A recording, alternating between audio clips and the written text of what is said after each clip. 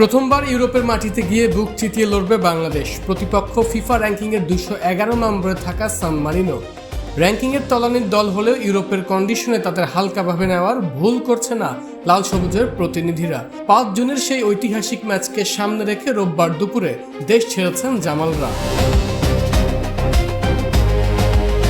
সপ্তাহখানেক হলো বাংলাদেশে এসেছেন নতুন কোচ থমাস ডুলি। পুরো স্কোয়াডকে একসঙ্গে পরখ করার পর্যাপ্ত সময় না পেলেও খেলোয়াড়দের মগজে জয়ের তাড়নাটা ঠিকই দিয়েছেন ঢুকিয়ে।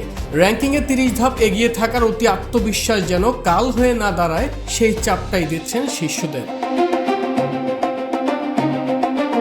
কোচের এই নতুন চ্যালেঞ্জ নিতে পুরোপুরি প্রস্তুত সিনিয়র ফুটবলার তপু বর্মন। ইউরোপের মাটিতে প্রথম জয়ের স্বাদ পেতে মরিয়া তিনি, যা উপহার হিসেবে দিতে চান দেশবাসীকে।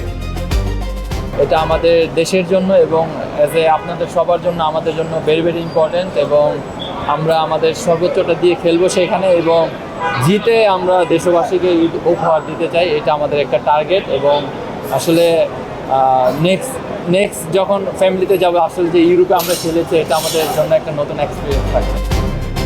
তবে এই রোমাঞ্চকর মিশনের স্কোয়াডে বড় ওলটপালট হয়েছে। অনেকদিন পর দলে ফিরেছেন ডিফেন্ডার ইসা ফয়সাল, কিন্তু ছিটকে গেছেন রহমত মিয়া, আবদুল্লাহ ওমর, শাকিল হোসেন ও মঞ্জুর হাসান। সুখবর হলো প্রবাসী তারকা হামজা, সমিত আর জায়ানরা দ্রুতই সান মারিনোতে যোগ দেবেন দলের সাথে। দেশ ছাড়ার আগে বিমানবন্দরে তপু কাজেমদের চোখে মুখে ছিল ইতিহাস গড়ার রোমাঞ্চ আর জয়ের পণ। কাবরেরার অধীনে সেভাবে গেম টাইম না পেলেও ডুলির অধীনে প্রত্যাশা পূরণের অপেক্ষায় Kazem. Like different, maybe Cabrera to more tactical in a way, and this coach is a bit more gives more freedom in some aspects. So he likes passing on the ground to be aggressive in pressing. So I think we have the players to do that, and we'll show that. শেষ কয়েকদিন দারুণ প্রস্তুতি হয়েছে দেশিদের পাশাপাশি প্রবাসীদের সমন্বয়ে বাংলাদেশ এখন দারুণ একটা দল। তাই বোর্ড কর্তাদের প্রত্যাশাও স্বাভাবিকভাবেই বেশি। সে কারণে হামজাদের কাছে ম্যাচ জিতে ফেরার প্রত্যাশা ম্যানেজার আমের খানের।